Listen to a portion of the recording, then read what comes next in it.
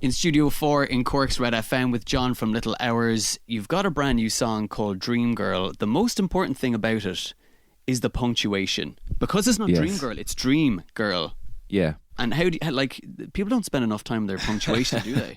Do you know what? The most, like, out of everything, all the comments has been made about the song, that's got to be the most I've heard so far is love the comma. It's like, okay, it changes the meaning of it, I guess, a lot. Yeah. So it's a very important comma. And what's your favourite punctuation mark now that we're at it? Is it the humble comma? It's got to be the comma now, like, you know, after this. Yeah. I'm gonna have to say that. All about the comma. I love a semicolon myself.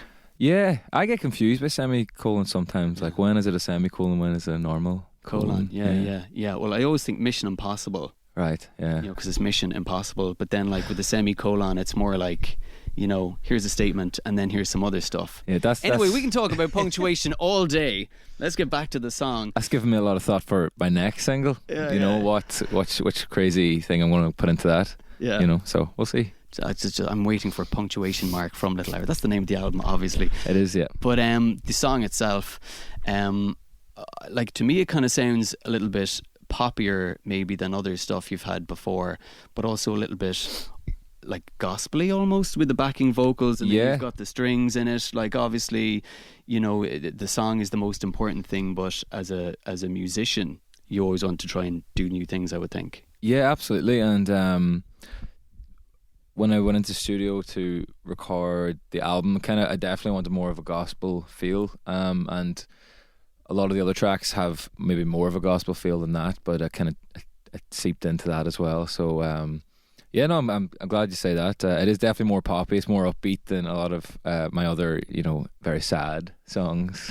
But there's plenty of those on the album as well. So yeah, it's going to be a good mix of tracks on the album. Great. And I suppose from the older, sadder songs and the newer, poppier songs, when are we going to see them live in Cork again?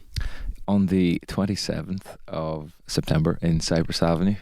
Great. The last time I saw you there, or the last time I saw you in Cork was in Cyprus Avenue as well. I think it was about a year ago. And, you know, we were talking about, you know, earlier off camera, a little bit about hero worship of certain kind of musicians. I mean, it kind of felt like that a little bit with your show as well, like people singing along, even when you stripped it down to just you and a piano, you kind of, you seem to have a really great following.